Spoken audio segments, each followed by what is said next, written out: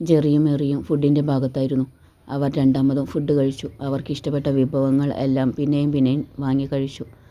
വയറ്റിൽ ഇനിയും കഴിക്കാൻ ഗ്യാപ്പില്ലെന്ന് തോന്നിയപ്പോഴാണ് അവർ നിർത്തിയത്. അത് കണ്ട് സൂര്യൻ അവരെ കളിയാക്കി. ജ്വാല അവരെ തിരഞ്ഞു വരുന്നുണ്ടായിരുന്നു.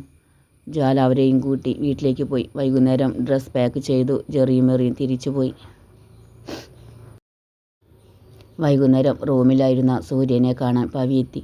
വാതിൽക്കൽ ഒരു നിമിഷം അയാൾ അവനെ തന്നെ നോക്കി നിന്നു. സൂര്യൻ തൻ്റെ ഡ്രസ്സൊക്കെ അലമാരയിൽ എടുത്തു വയ്ക്കുകയായിരുന്നു. എന്താങ്കിളേ, ഞാൻ നിൻ്റെ അമ്മാവനാണെന്ന് നീ എങ്ങനെ അറിഞ്ഞു? അയാൾ നേരെ വിഷയത്തിലേക്ക് കടന്നു. അത് അന്ന് മാമൻ അച്ഛനോട് പറയുന്നത് ഞാൻ കേട്ടിരുന്നു. അതിനുശേഷം ഞാൻ ചെറുതായി ഒന്ന് അന്വേഷിച്ചു. അപ്പോൾ അറിഞ്ഞു എൻ്റെ അമ്മാവനെക്കുറിച്ച്, അമ്മാവൻ്റെ ഭാര്യയെക്കുറിച്ച്, അമ്മാവൻ്റെ മോൻ ടൗൺ SI സച്ചിനെക്കുറിച്ച്, അമ്മാവൻ്റെ കുടുംബക്കാരെക്കുറിച്ച്, അമ്മാവൻ്റെ ഒരേ ഒരു അനിയത്തിയായ എൻ്റെ അമ്മയെക്കുറിച്ച്. അങ്ങനെയെല്ലാം ഞാൻ അറിഞ്ഞു. പവി ഞെട്ടിത്തരിച്ചു നിന്നു. ജ്വാലമോൾക്ക് അറിയോ? ഇല്ല, അവൾ അറിഞ്ഞിട്ടില്ലെന്ന് തോന്നുന്നു. പവി അങ്കിൾ ഞങ്ങളുടെ സ്വന്തം മാമനാണെന്നും അമ്മായിയെക്കുറിച്ചും മോനെക്കുറിച്ചും ഞങ്ങൾ അറിഞ്ഞാൽ എന്തായിരുന്നു പ്രശ്നം? സൂര്യൻ പവിയുടെ മുന്നിലെത്തി ചോദിച്ചു. അത് എൻ്റെ വീട്ടുകാരെ, അതായത് നിൻ്റെ അമ്മയുടെ വീട്ടുകാരെ എനിക്ക് പേടിയാണ്. സ്വത്ത് തന്നെ കാരണം. അവിടെയുള്ള ഏക്കറോളം വരുന്ന പറമ്പും ബിസിനസ്സുകളും ആ വലിയ തറവാടും എൻ്റെ പേരിലാണ് മുത്തച്ഛൻ എഴുതി വച്ചത്. അതിനു എന്നെ ചെറുപ്പത്തിൽ കൊല്ലാൻ നോക്കിയതാ. അതിൽ നിന്ന് രക്ഷപ്പെട്ടു ഞാൻ ഡൽഹിയിലെത്തി. എന്തോ ഒരു നിമിത്തം പോലെ. അത് എനിക്ക് ഇപ്പോഴും അറിയില്ല ഞാൻ എങ്ങനെ രക്ഷപ്പെട്ടുവെന്ന്. തറവാട്ടിലെ കുളത്തിൽ ആരോ എന്നെ മുക്കിപ്പിടിച്ചത് അറിയാം. ബോധം പോയ ഞാൻ കണ്ണു തുറക്കുന്നത് ഡൽഹിയിലെ ബസ് സ്റ്റാൻഡിലാണ്. ഭാഷ അറിയില്ല. വിശന്നു, ദാഹിച്ചു, തളർന്നിരുന്നു. മുഷിഞ്ഞു നാറിയ ഡ്രസ്സ്. പേടിച്ച് വിറച്ച എന്നെ കൂട്ടിക്കൊണ്ടു പോയി വെള്ളവും ഭക്ഷണവും ഡ്രസ്സും വാങ്ങി തന്നത് ഒരു വലിയ മനുഷ്യനാണ്. അശോക് സാർ, നമ്മുടെ ഡൽഹിയിലെ അർജുൻ്റെ അച്ഛൻ്റെ സഹോദരിയുടെ ഹസ്ബൻഡ്. അവർക്ക് മലയാളം അറിയാം. അവരാണ് എന്നെ വളർത്തിയത്, പഠിപ്പിച്ചത്. പറഞ്ഞല്ലോ, എൻ്റെ വീട്ടുകാരെ എനിക്ക് പേടിയാണ്. ഞാൻ ഒറ്റത്തടിയാണെന്ന് അറിഞ്ഞാൽ പ്രശ്നമില്ല. അറിയാതെ നിങ്ങൾ ആരെങ്കിലും എന്നെ അമ്മാവനെന്ന് വിളിക്കുന്നത് മറ്റുള്ളവർ കേട്ടാൽ പ്രശ്നമാകുമെന്ന് കരുതിയാണ് എന്നെക്കുറിച്ചും കുടുംബത്തെക്കുറിച്ചും ഞാൻ പറയാതിരുന്നത്. പവി തല താഴ്ത്തി. അതെനിക്കറിയാം, ഞാൻ അന്വേഷിച്ചിരുന്നു. പിന്നെ പവിയെ കെട്ടിപ്പിടിച്ചു. മാമിയെയും മോനെയും ഇവിടെ കൊണ്ടുവന്ന് താമസിപ്പിക്കണം. പവി സമ്മതിച്ചു. പവി പോകാൻ തിരിഞ്ഞതും വാതിൽക്കൽ ജ്വാല. അവളെല്ലാം കേട്ടെന്ന് അവർക്കുറപ്പായിരുന്നു. ജ്വാല സൂര്യൻ്റെ അലക്കി ഉണക്കിയ ഡ്രസ്സുമായി വന്നതാണ്. അപ്പോഴാണ് ഇത്രയും വലിയ സീക്രട്ട് അറിഞ്ഞത്. അവൾ ഒന്നും സംഭവിക്കാത്തതുപോലെ ഡ്രസ്സ് സൂര്യൻ്റെ കട്ടിലിൽ വെച്ച് തിരിഞ്ഞു നടന്നു. രണ്ടുപേരെയും മൈൻഡ് ചെയ്തതേയില്ല. അവൾ വാതിൽക്കൽ എത്തിയതും പവി അവളുടെ കൈ പിടിച്ചു. മോളെ, അത് പിന്നെ ഞാൻ അവരുടെ സേഫ്റ്റിക്ക് വേണ്ടി, പവി പറഞ്ഞു. ജ്വാല അയാളുടെ കൈ കുടഞ്ഞെറിഞ്ഞു വാതിൽ കടന്നു. പവി വല്ലാതെയായി. സൂര്യൻ അവളെ പിടിച്ച് റൂമിലേക്ക് തിരിച്ചു കയറ്റി. പവി തല താഴ്ത്തി നിൽക്കുകയായിരുന്നു. സൂര്യൻ ജ്വാലയ്ക്ക് കണ്ണുകൊണ്ട് അയാളെ കാണിച്ചു കൊടുത്തു. ജ്വാല അയാളുടെ മുന്നിലെത്തി. ഞാൻ കുറച്ച് ചോദ്യം ചോദിക്കും, അതിനുത്തരം തരുമോ? പവി തലയാട്ടി. ഇപ്പോൾ ഏട്ടൻ പറഞ്ഞ കാര്യങ്ങളൊക്കെ ശരിയാണോ? ശരിയാണ്. ഇതൊക്കെ അച്ഛനറിയോ? അറിയാം. എൻ്റെ മാമിയുടെ പേരെന്താ? സീത. എവിടെയാ താമസം? ഇവിടെ. പവി തത്ത പറയും പോലെ പറഞ്ഞുകൊണ്ടിരുന്നു. ഇവിടെയാണോ താമസം? ജ്വാല എടുത്തു ചോദിച്ചു. അതെ, പവി പരുങ്ങി. ജ്വാല നെറ്റിച്ചുളിച്ചു. ഇവിടുത്തെ സെർവൻറ്റ് സീത ചേച്ചിയാണോ എൻ്റെ മാമി? അതെ. സീത ചേച്ചിയെ കാണാൻ വരുന്ന ആളാണോ അങ്കിളിൻ്റെ മോൻ? അതെ, അവനാണ് ഞങ്ങളുടെ മോൻ. ഇവിടെ സ്റ്റേഷനിലാണ് ഡ്യൂട്ടി, SI ആയിട്ട്. ക്വാർട്ടേഴ്സിലാണ് താമസം. ഞാനിടയ്ക്ക് കേസിൻ്റെ കാര്യത്തിനെന്ന് പറഞ്ഞ് അവനെ പോയി കാണും. അതവനും അറിയാം. അവന് അതിന് പരാതിയുമില്ല. നിന്നെയും സൂര്യനെയും അവനറിയാം. നിന്നെ ഇടയ്ക്ക് അവൻ സഹായിച്ചിട്ടുണ്ട്, പവി പറഞ്ഞു. ജ്വാല നെറ്റിച്ചുളിച്ചു. എങ്ങനെ? അവൾ ചോദിച്ചു. നീ 2-3 പ്രാവശ്യം റോക്കിയുടെ മുന്നിൽ പെട്ടപ്പോൾ അവൻ എന്നെ ഫോൺ ചെയ്ത് അറിയിച്ചിരുന്നു. ഒരു പ്രാവശ്യം ഞാൻ ദൂരെയായിരുന്നു. എനിക്ക് നിൻ്റെ അടുത്ത് എത്തിപ്പെടാൻ കഴിയില്ലെന്ന് മനസ്സിലായപ്പോൾ സൂര്യനെ അയച്ചു. നിന്നെ അവൻ ശ്രദ്ധിക്കുന്നുണ്ടായിരുന്നു എപ്പോഴും. നിനക്ക് പ്രശ്നമുണ്ടാവുമ്പോൾ ഞങ്ങൾ അവിടെ എത്തിച്ചേർന്നത് അവൻ അറിയിച്ചിട്ടാണ്. അവൻ നിന്നെ നിരീക്ഷിച്ചുകൊണ്ട് അവിടെ ഉണ്ടാകുമായിരുന്നു.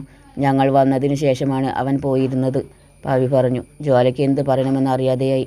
ഞാനൊരു കാര്യം പറഞ്ഞാൽ കേൾക്കുമോ? അവൾ ചോദിച്ചു. പവി തലയാട്ടി. നാളെ രാവിലെ 7 മണിക്ക് സീത ചേച്ചി എൻ്റെ മാമിയായും town S I mister Sachin sir എൻ്റെ മാമൻ്റെ മോനായും ഇവിടെ ഉണ്ടാവണം. ഓക്കെ ആണോ? അവൾ ചോദിച്ചു. പവി മൂളി. പിന്നെ സീതമാമി ഇനി മുതൽ ഇവിടെ സെർവൻ്റ് അല്ല. അതുകൊണ്ട് നാളെ തന്നെ പുതിയ ഒരാളെ കൊണ്ടുവരണം, ജ്വാല കണ്ണു കൂർപ്പിച്ചുകൊണ്ട് പറഞ്ഞു. പവി സമ്മതിച്ചു. ഓക്കെ, എന്നാ ഞാൻ പോട്ടെ, എനിക്ക് നാളെ ക്ലാസ് ടെസ്റ്റ് ഉണ്ട്, ജ്വാല പറഞ്ഞു. അതിനു മുമ്പ് എൻ്റെ ഒരു ചോദ്യത്തിന് ഉത്തരം തരുമോ? എന്നിട്ട് പോയാൽ മതി, പവി കുസൃതിയോടെ പറഞ്ഞു. എന്ത് ചോദ്യം? എനിക്കറിയാവുന്നതാണെങ്കിൽ പറയാം. ജ്വാല ഒന്ന് തല ചരിച്ചു നോക്കി. നിനക്കറിയും, നിനക്കേ അറിയൂ, പവി തല കുലുക്കിക്കൊണ്ട് പറഞ്ഞു. ചോദിക്കും മാമ, സൂര്യൻ തിരക്ക് കൂട്ടി. എനിക്ക് ഉത്തരം തന്നിട്ട് പോയാൽ മതി. ഡൽഹി MLAയുടെ മരുമോള്, പവി ചിരിയോടെ പറഞ്ഞു. അവൾ മൂളി. ഒരാഴ്ചയായി കാണും. നോർത്ത് ഇന്ത്യൻ MLAയുടെ മോനുമായി 2 ദിവസം അഗ്നിത്രയത്തിലെ ജ്വാല എന്ന പെൺകിടാവ് ബീച്ചിലും പാർക്കിലും കറങ്ങി നടന്നു എന്ന് ഞാൻ അറിഞ്ഞല്ലോ, ശരിയാണോ? പവി ചോദിച്ചു. സൂര്യൻ കണ്ണുമിഴിച്ചു. ഇങ്ങനെയൊക്കെ നടന്നോ? ജ്വാല പകച്ചുപോയി. പരുങ്ങണ്ട, എന്നോട് എൻ്റെ മോൻ സച്ചിൻ പറഞ്ഞതാ, ശരിയാണോ? പവി ചോദിച്ചു. അവൾ മെല്ലെ മൂളി. അച്ഛൻ അറിയണ്ട, റോക്കിയുടെ ശല്യം കാരണം സച്ചിനെ ഞാൻ നിന്നെ ശ്രദ്ധിക്കാൻ ഏൽപ്പിച്ചിരുന്നു. അവനാ പറഞ്ഞത് ഇതൊരു പ്രശ്നമാക്കണ്ടെന്നും നിന്നോട് ചോദിക്കേണ്ട എന്നും. കാരണം നിങ്ങളുടെ കല്യാണം ഉറപ്പിച്ചിരുന്നല്ലോ, അതുകൊണ്ട് മാത്രം ഒരു ഇളവ്. ഓക്കെ, ഇനി എങ്ങനെയാ അവൻ നിന്നെ ഫോൺ ചെയ്ത് ശല്യം ചെയ്യോ? എക്സാമാണ് വരുന്നത്, പവി ചോദിച്ചു. എന്നെ വിളിക്കരുതെന്ന് ഞാൻ പറഞ്ഞിട്ടുണ്ട്, ജ്വാല പറഞ്ഞു. പവി മൂളി കൊണ്ട് തിരിഞ്ഞു നടന്നു. പിന്നാലെ ജ്വാലയും. എൻ്റെ പെങ്ങൾ തന്നെയാണോ ഇപ്പോൾ പോയത്? സൂര്യൻ കേട്ടതൊന്നും വിശ്വസിക്കാൻ കഴിയാതെ നിൽക്കുകയായിരുന്നു. പിറ്റേന്ന് തന്നെ പവി തൻ്റെ മകൻ സച്ചിനെ കൂട്ടിക്കൊണ്ടുവന്നു. ലഗേജും കൊണ്ട് ഉമ്മറത്തേക്ക് കയറാൻ പോയ സച്ചിനെ അങ്ങോട്ട് വന്ന ജ്വാല തടഞ്ഞു. 5 മിനിറ്റ് വെയിറ്റ് ചെയ്യ്, പിന്നെ സീതയെ കൂട്ടിക്കൊണ്ടുവന്ന് അവരുടെ അടുത്ത് നിർത്തി. അവിടെ അടങ്ങി നിന്നോണം. അതിനുശേഷം തൻ്റെ റൂമിൽ നേരത്തെ സെറ്റ് ചെയ്തു വെച്ച താലം എടുത്തു വന്നു. പവിയെയും സീതയെയും സച്ചിനെയും ചേർത്ത് ആരതി ഒഴിഞ്ഞു. ഇത് മഹി കാണുന്നുണ്ടായിരുന്നു. അയാൾ കല്ലുപോലെ നിന്നു. സൂര്യൻ ചിരിച്ചുപോയി. എല്ലാവരും പുതിയൊരു ജീവിതത്തിലേക്ക് വലതുകാൽ വെച്ചു കീറിവ, വലിയ ആളെപ്പോലെ, ജ്വാല പറഞ്ഞു. എല്ലാവരും അനുസരിച്ചു. സച്ചിൻ ഒരു റൂം ശരിയാക്കി വെച്ചിരുന്നു. ജ്വാല അത് അവന് കാണിച്ചു കൊടുത്തു. എൻ്റെ അളിയൻ എന്ത് പറയുന്നു? സച്ചിൻ അവളോട് ചോദിച്ചു. ജ്വാല ഒന്നും മിണ്ടാതെ മുഖം വീർപ്പിച്ച് നടന്നുപോയി. സച്ചിൻ ചിരിച്ചുപോയി. ശരിയാക്കിയെടുക്കാം, അവൻ മനസ്സിൽ പറഞ്ഞു. കുറച്ചു കഴിഞ്ഞ് ഒരു പോലീസ് ജീപ്പ് മുറ്റത്തെത്തി. ജ്വാല പകച്ചുപോയി. അപ്പോൾ തന്നെ സച്ചിൻ പോലീസ് വേഷത്തിൽ വന്ന് ജീപ്പിൽ കയറിപ്പോയി. അപ്പോഴാണ് ജ്വാലയ്ക്ക് സമാധാനമായത്. കുറച്ചു കഴിഞ്ഞ് അവൾ പവിയുടെ റൂമിലേക്ക് സീതയുടെ ഡ്രസ്സും മറ്റു സാധനങ്ങളും കൊണ്ടുവച്ചു. സീത ഉപയോഗിച്ച ആദ്യത്തെ റൂം അടച്ചുപൂട്ടി താക്കോൽ അവൾ കൈവശം വെച്ചു. അതിനുശേഷം ഡ്രസ്സ് മാറ്റി കോളേജിലേക്ക് പുറപ്പെട്ടു. പവിത്രൻ അന്ന് തന്നെ ഒരു സ്ത്രീയെ സെർവൻ്റായി നിയമിച്ചു. മായ, കല്യാണം കഴിക്കാത്ത, എല്ലാവരും ഉണ്ടായിട്ടും ആരും തിരിഞ്ഞു നോക്കാത്ത ഒരു സ്ത്രീ. 40 വയസ്സ്. കുടുംബത്തിനു വേണ്ടി ജീവിച്ചു. ഒരു അസുഖം വന്നപ്പോൾ ആ കുടുംബം തന്നെ അവരെ ഉപേക്ഷിച്ചു. ഇവിടെ താമസിക്കണമെന്ന് പവിത്രൻ പറഞ്ഞിരുന്നു. അവർ സമ്മതിക്കുകയും ചെയ്തു. റൂമിൻ്റെ താക്കോൽ മോളുടെ കയ്യിലാണ്, വൈകുന്നേരം തുറന്നു തരാം, സീത പറഞ്ഞു. അവർക്ക് എല്ലാം സ്വപ്നമാണെന്ന് തോന്നി. ജ്വാലയോട് സീതയ്ക്ക് വല്ലാത്ത വാത്സല്യം തോന്നി. ഒരാഴ്ചയ്ക്കുള്ളിൽ ആനന്ദിൻ്റെ നിശ്ചയം നടന്നു. പെൺവീട്ടുകാർ എപ്പോൾ വേണമെങ്കിലും കല്യാണം നടത്താൻ റെഡിയായിരുന്നു. കാരണം MLA ആയ സഞ്ജയ് തന്നെ. അയാൾ ജനസമിതിയുള്ള ഒരു നേതാവായി മാറിയിരുന്നു. അടുത്ത മന്ത്രിസ്ഥാനം സഞ്ജയ് ഇപ്പോഴേ ഉറപ്പിച്ചിരുന്നു.